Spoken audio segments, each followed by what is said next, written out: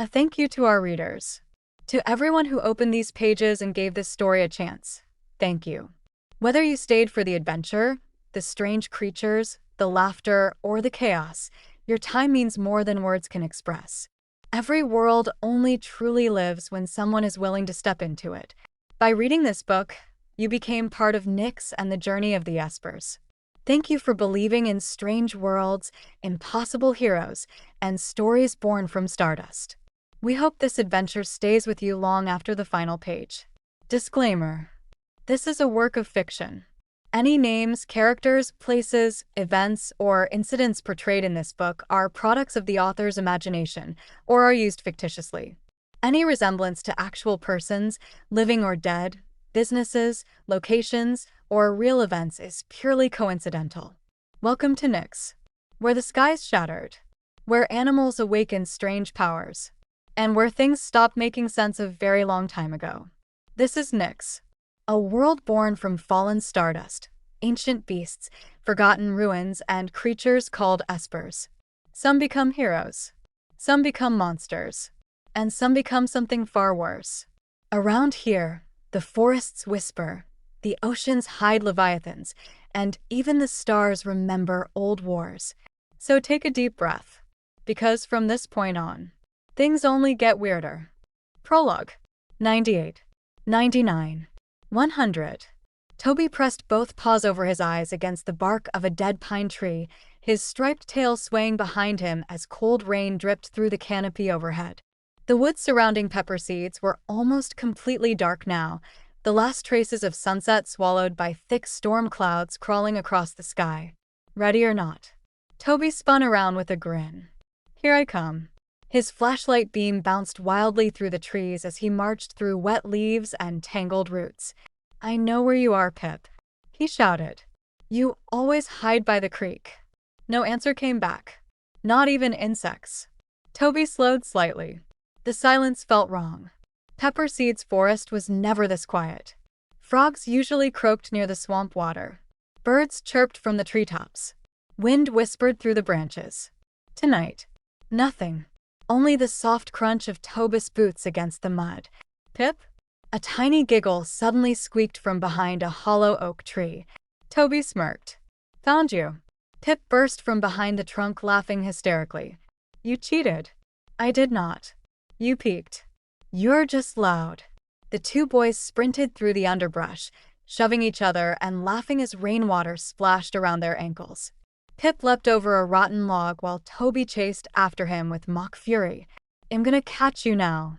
Not if your short legs can't keep up. Toby lunged and slammed directly into Pip's back. Both children crashed hard into the mud. Ow. Toby groaned. What was that for? Pip didn't answer.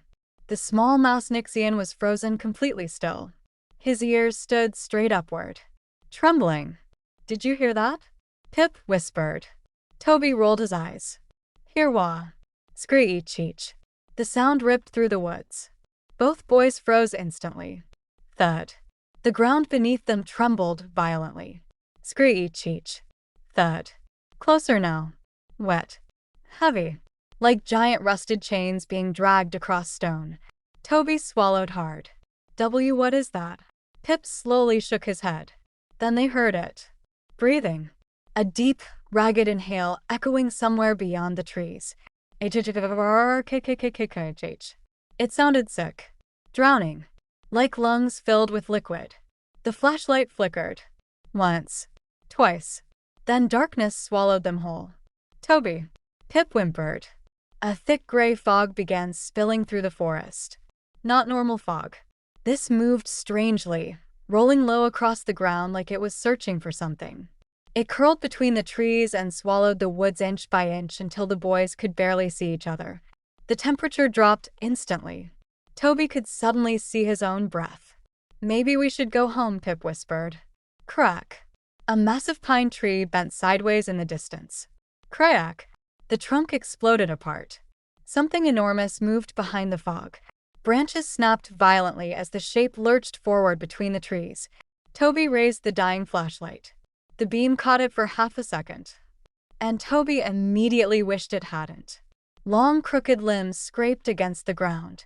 Rusted hooks jutted from swollen flesh. Its body twitched unnaturally, jerking like a broken puppet, and covering its torso. Faces. Dozens of stitched-together smiling faces stretched across its flesh like wet masks. Some blinked. Some whispered. One slowly turned toward them. Then it spoke. In Pip's exact voice. "Toby!" Pip screamed. The creature lunged from the fog. Trees exploded apart as the monster barreled through the forest. "Run!" Toby shouted. The boys bolted blindly through the darkness. Behind them, screch thud. Screch thud. Screch thud. The earth shook beneath every step of the thing chasing them. Pip glanced backward. Huge mistake. The creature towered over the trees. The stitched faces covering its body moved independently, all smiling horribly in different directions. And beneath several of the masks, real faces writhed underneath. Alive. Mouths opening silently in agony. A massive hooked limb smashed into a boulder beside the boys. The rock exploded into fragments. Something wet splattered against Pip's cheek. He looked down. A severed paw. Still twitching. The creature shrieked. Hundreds of voices screamed together from inside its body. Children. Adults. Animals. All crying at once. "Don't look at it!" Toby screamed. The fog thickened until the forest became a gray nightmare. The air smelled like rusted pennies and rotting meat. Then Toby tripped. Crack. His ankle twisted violently beneath him as he slammed face first into the mud. "Toby!" Pip cried. Toby screamed in pain, clawing desperately at the ground. "Pip! Help me! Please!" The scraping stopped. Silence. The fog shifted behind Toby. Something massive slowly rose above him. Pip looked up and saw the creature clearly for the first time. Its upper body disappeared into the fog above the tree-line. Rusty hooks unfolded from its arms with wet snapping sounds. Every stitched face slowly turned toward Pip simultaneously. Smiling. One of the masks peeled open. Inside was only darkness. Then Toby's voice echoed from somewhere deep inside the creature. "Pip." Another voice joined it. Then another. Dozens of overlapping whispers. "Don't leave me. Help me. Please." Pip trembled uncontrollably. Toby reached toward him from the mud, sobbing hysterically. "Pip, please." The creature leaned lower over him. Its stitched smiles widened. Pip broke. With a terrified scream, he turned and ran blindly into the fog. Behind him, Toby screamed. The scream became choking, then crunching, then tearing flesh, then silence. Pip kept running until his lungs burned. But even miles away from the woods, he could still hear Toby whispering somewhere behind him. "Why did you leave me?" Far back within the forest, hidden deep inside the mist. Screech. Thud. 3 days later, Nix Police Headquarters. Rain hammered the towering windows of the Nix Police Department as thunder rolled across the city's skyline. Inside the bullpen, chaos erupted from every direction. Phones rang endlessly. Typewriters clattered like machine gun fire. Officers shouted over one another beneath flickering fluorescent lights. Detective Brady squeezed awkwardly through the crowded room, nearly clipping a desk with the edge of his massive shell. "Watch it, rookie!" A Fox officer barked. "Sorry," Brady muttered. The giant tortoise adjusted his soaked trench coat and continued forward carefully. Something felt wrong tonight. Everyone looked tense, afraid. Several officers crowded around radios filled with bursts of static. One dispatcher sat with tears running down her face while listening to an audio recording through headphones. Brady passed a corkboard covered in missing person photos. Entire families. Children. All from the same northern logging town. Pepper seeds. Brady frowned. A cheetah officer rushed past carrying folders. "Chief wants you now." Brady stopped outside a frosted glass door marked Captain G. Horn. Thunder rumbled outside. "Get in here." A deep voice barked. Brady stepped inside. The office was dim except for a single desk lamp glowing weakly in the darkness. "Chief Horn," A towering rhinoceros Nixian covered in old battle scars sat behind his desk chewing aggressively on an unlit cigar. The room smelled like stale smoke. And copper. Like blood left in rainwater. "Detective Brady reporting for duty, sir." "Sit down." Brady lowered himself into the chair opposite the desk. The wood creaked dangerously beneath his weight. Horn opened a desk drawer and tossed a weathered envelope across the desk. "This came in an hour ago." Brady picked it up carefully. The envelope was damp, wrinkled, covered in reddish-brown stains. "Blood?" Brady asked. "Lab says rust," Horn growled. "Doesn't explain the smell." Brady opened the envelope slowly. Inside was a crumpled handwritten letter. The writing looked frantic, jagged enough to tear through the paper. Brady read aloud. "To Nick Central. If anyone receives this, do not send anyone else here. The fog came 3 nights ago. People are disappearing. We hear screaming outside after dark. Thunder cracked outside." Brady continued reading. "Something is inside the mist. We hear it walking at night. Sometimes it sounds human. Sometimes it doesn't. Officer Mercer is dead. I watched something drag him into the woods near St. Marrow Church." Brady paused. His expression darkened. "Please help us. The fog keeps taking people." The office fell silent except for rain hitting the windows. At the bottom of the page sat a smeared paw print. Almost black. Brady lowered the letter slowly. "What exactly is this?" Chief Horn leaned back heavily. "A town disappearing." Brady stared at him. Horn lit his cigar but never smoked it. 3 days ago, a thick fog rolled into Pepper Seeds. Since then, every phone line went dead. Radios barely work. People started vanishing. He opened another folder and slid a photograph across the desk. Brady's stomach tightened. The image showed a terrified raccoon mailman sitting inside a hospital bed. His eyes were wide with terror. Deep scratches covered his arms and neck.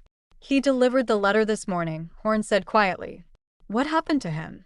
"He walked 50 miles through the rain barefoot." Horn's voice lowered. "Wouldn't stop screaming about voices in the fog." Lightning flashed outside the office windows. For a brief second, Brady thought he saw a tall silhouette standing motionless in the rain outside. Then it vanished. Horn continued. "I sent officers Briggs and Sal to investigate 30 minutes ago. And?"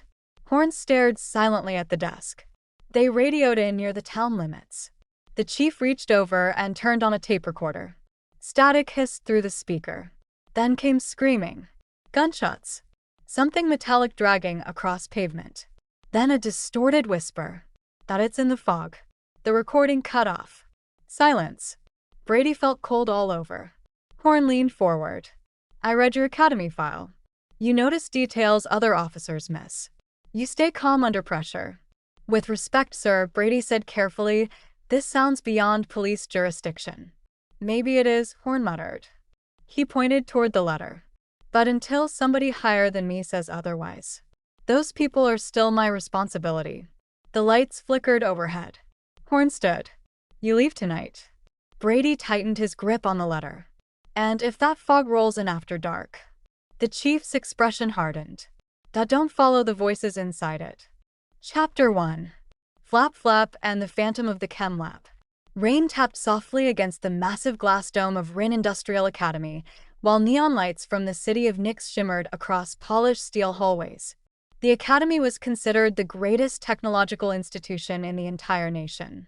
Owned and operated by Rin Industries, the school trained the future engineers, medics, inventors, tacticians, and elite security specialists of Nix. Unlike the smoke-belching corporations poisoning the lower districts, Rin Industries had built its reputation on advanced medicine, clean energy, and military-grade innovation. Students from wealthy families fought for years to earn acceptance. Lisa Rin had been born into it, granddaughter of Master Rin himself, a direct descendant of the legendary founder, and one of the most talented students the academy had ever seen, which also meant Lisa always got the coolest toys, experimental gadgets, prototype stealth tech, restricted combat gear, including her newest obsession, the Series 7 Shinobi suit. A sleek black tactical suit layered with reactive nanofibers capable of enhancing speed, balance, stealth, reflexes, and short-burst strength augmentation. Thin blue energy lines pulsed softly beneath the fabric whenever the suit activated. Technically, students weren't allowed to use military prototypes on campus. Technically. Meanwhile, hanging upside down from the acoustic ceiling tiles of the Advanced Robotics Lab like only a gecko could, Rilo had just the cracked goggles on his snout and whispered into his headset. Flap Flap is in position. Do you have eyes on the target? Unlike Lisa, Rilo didn't come from wealth or legacy. The young gecko Nixian built almost everything he owned from scraps discarded behind Rin Industries loading docks. Broken processors, cracked lenses, burned-out batteries, damaged servo motors. What other people threw away, Rilo rebuilt. His tiny workshop looked like a scrapyard explosion held together by pure genius. Hovering beside him was his greatest invention, Flap Flap, a tiny fly-shaped reconnaissance drone built from scavenged robotics parts and micro-camera components. Its brass wings vibrated with a realistic insect buzz while glowing green optic lenses transmitted live footage directly to Rilo's tablet. Lisa's voice crackled through his earpiece. I see him.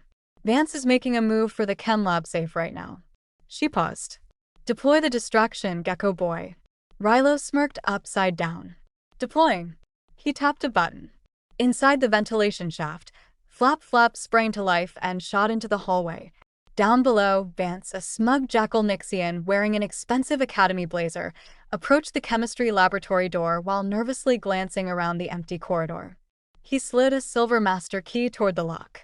Flap Flap immediately dive-bombed his face. What the? Get off me. Vance barked, swatting wildly at the buzzing drone. Rilo grinned. Works every time. Above Vance, a ceiling panel silently slid open. Lisa dropped from the darkness without making a sound. The Series 7 Shinobi suit activated instantly.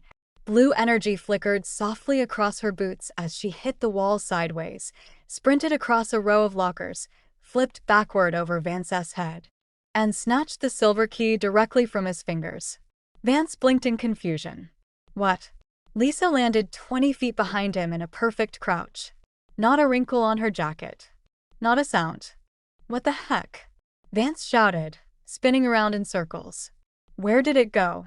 Lisa tapped the tiny collar camera attached near her shoulder and smirked confidently toward the lens.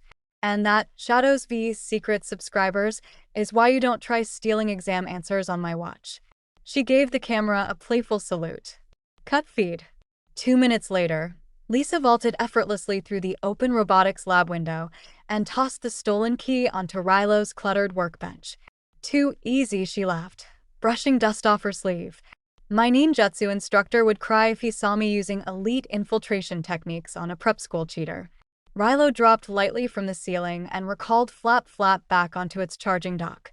If Vance leaked that chemistry exam, Rilo muttered, they would have curved the grades and destroyed my scholarship chances. Lisa spun lazily in a chair. You worry too much. Easy for you to say, Rilo thought. Lisa's future was guaranteed the day she was born. Rilo's wasn't. Every grade mattered. Every invention mattered. Every mistake could cost him everything. Lisa leaned backward dramatically. You know what our channel needs. Rilo sighed immediately. That tone means trouble. Real paranormal content. Absolutely not. Lisa pointed excitedly at him. Yes. Every paranormal creator on NixTube uses fake editing software and cheap holograms. We need real mysteries.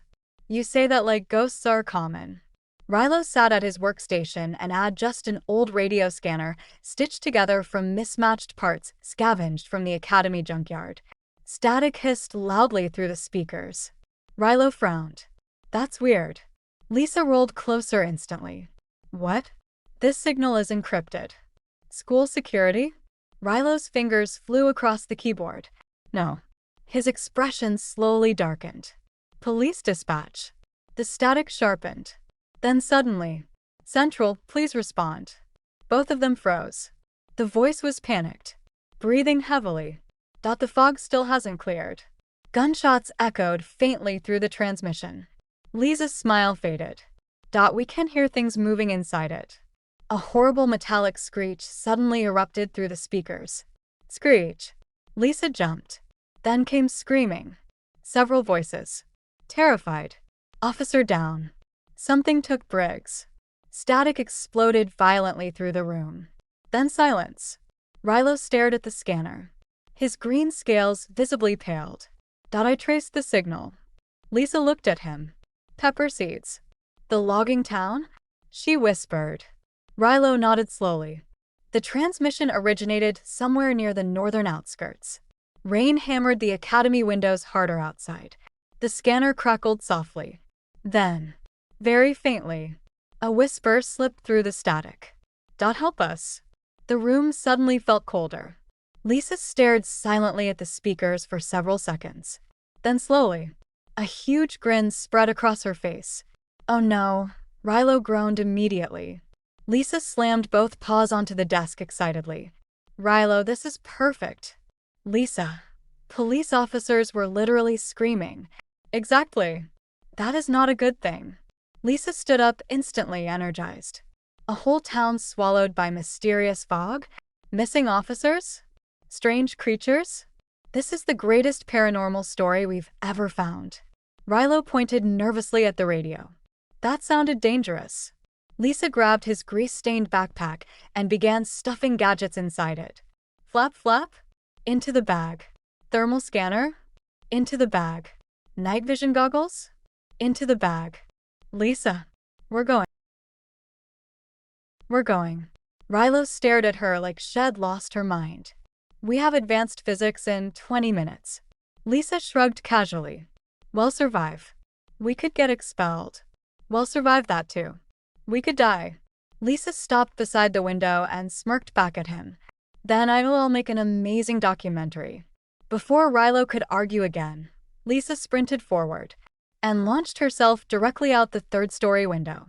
Lisa. Rilo rushed to the ledge just in time to see her grab a drainage pipe, flip off a flagpole, and land safely in the courtyard below. The shinobi suit absorbed the impact effortlessly. She looked up and waved impatiently. Hurry up. Rilo stared down at her, then slowly looked back toward the radio scanner still hissing quietly on the desk. Static crackled softly. For a split second, he thought he heard breathing inside it. Rilo's blood ran cold. Then the sound vanished. I have a terrible feeling about this, he muttered. Minutes later, the roar of a twin-turbine engine echoed across the towering skyline of Nix. A sleek matte black Rin Industries air scooter blasted into the stormy night sky. Lisa gripped the handlebars while laughing into the rain. Behind her, Rilo clung desperately to the back seat while Flap Flap rested inside his backpack. Far ahead on the northern horizon, a massive wall of gray fog waited silently in the darkness. Chapter 2. Arrival. Highway 109 was a dead zone. The vibrant neon of Nix had long since faded in Brady's rearview mirror, replaced by an oppressive, yellow-gray miasma that clung to his windshield like wet grease. The precinct radio had died an hour ago, its steady signal dissolving into a violent, guttural hiss of static that sounded unnervingly like wet meat sliding down a drain. Brady eased his massive foot onto the brake. Through the swirling, acidic mist, the reflective blue and white striping of a Nix police cruiser cut through the gloom. It was parked diagonally across both lanes, completely blocking the road into Pepper Seeds. Car 42. Brady put his sedan in park. He reached into the passenger seat and gripped his weapon. His thick, heavy-scaled fingers were far too massive to fit inside the trigger guard of a standard-issue police revolver. Instead, the giant tortoise carried a custom, solid-steel baseball bat, its handle tightly bound in worn, sweat-stained leather grip tape. It was heavy enough to collapse an engine block, and in Brady's massive hands, it was a tool of absolute, devastating finality. He stepped out of the car.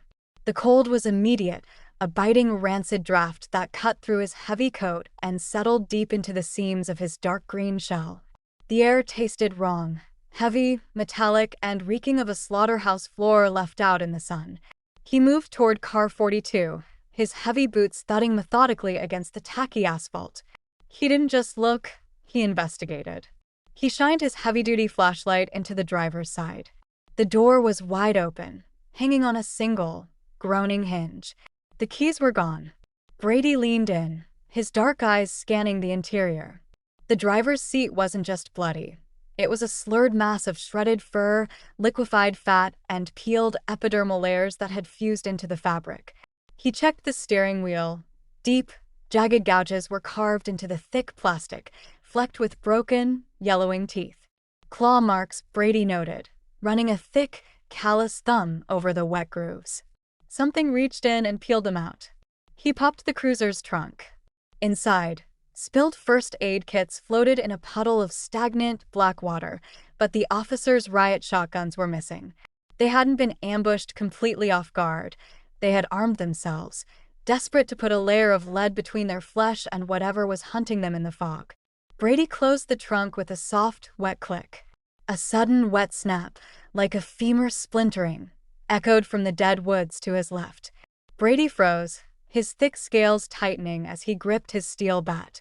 The coarse hairs on the back of his massive neck stood on end. He was being watched. He couldn't see anything through the impenetrable wall of gray mist, but the malice radiating from the tree line was heavy, suffocating, and dripping with hunger. The town felt alive, a bloated organism studying a new parasite. Keeping his eyes locked on the shifting shadows of the woods, Brady backed toward a rotting structure on the shoulder of the road, an abandoned gas station and bait shop. The sign hanging above the shattered, glass-strewn front door read Oki's Provisions. He needed data before heading blindly into the meat grinder of that fog. He stepped onto the porch, the waterlogged with groaning and weeping dark moisture under his immense weight, and pushed his way inside. The interior was a visual autopsy. Shelves were overturned, and shards of glass littered the floor like jagged teeth. Brady methodically swept the room with his flashlight, ignoring the mundane wreckage to look for anything fresh. Behind the main counter, a thick layer of dust coated everything, except for a large, leather-bound ledger. Brady walked behind the counter, his boots crunching over shattered bone-dry bait jars. Next to the ledger was a corkboard pinned with dozens of old Polaroid photos of Nixian families. Every single photo had been mutilated. The eyes weren't just scratched out, they had been dug out with a razor, the white paper backing torn away to reveal dried, brown crusts underneath. He looked down at the ledger. It was open to the last page. Scrawled in a thick, clotting separation of dark plasma and bile were the words, "They don't wear masks anymore. They wear US." Scrape. Squelch. The sound came from directly above him. Brady slowly tilted his flashlight upward. The plaster ceiling was bulging downward like a bloated stomach, stained with a dark, oily substance that bubbled and hissed with the stench of boiling sulfur. Crush. The ceiling ruptured. A twisted, agonizing mass of exposed muscle tissue and jagged, splintered bone dropped directly onto the counter, shattering the heavy wood into splinters. It was a creature roughly the size of a hound, but it lacked any recognizable anatomy. It was a pulsing knot of raw nerves and severed tendons wrapped tightly in strips of its own torn skin that sliced into its own meat with every spasm. It had no eyes, just a vertical weeping maw that split its entire body down the center, lined with concentric rings of jagged, calcified teeth. It shrieked, a horrific sound like a circular saw hitting stone, and lunged straight for Brady's throat. Brady didn't flinch. His species was slow to start, but possessed a terrifying hydraulic power. He planted his heavy feet into the floorboards, pivoted his massive torso, and swung the solid steel bat with everything he had. Clang! The bat connected midair. The impact was deafening, sounding like a sledgehammer fracturing an anvil. The force of the blow collapsed the creature's bone-bound ribcage, exploding its midsection in a violent spray of black marrow, yellow pus, and pressurized bile. The broken, twitching mass was hurled backward, smashing through a wooden display rack and painting the far wall in a thick coat of visceral sludge. It thrashed violently, its exposed teeth scraping frantically against the floorboards, before dissolving into a pile of boiling, acidic ash that hissed as it ate through the wood. Brady exhaled a slow, heavy breath, lowering the steel bat. The town wasn't just hiding a threat, it was a factory of perversion. He didn't linger. He stepped out of the gas station and walked directly to the edge of the fog bank. The welcome sign for pepper seed stood nearby, but it had been hacked to pieces with an axe. Carved deeply into the remaining raw wood of the post was a symbol, a crude halo with 3 intersecting lines, weeping a wet, rust-colored fluid that smelled intensely of iron. Brady had just his leather grip on the bat and stepped past the sign. The mist swallowed him whole. Visibility instantly dropped to less than 10 feet. The highway asphalt beneath his heavy boots abruptly ended, replaced by a slick, yielding ground covered in cold, greasy ash. Whoa! A distant air raid siren groaned to life, its mournful, mechanical wail echoing from every direction at once. Acidic ash that hissed as it melted into the floor. Aftermath.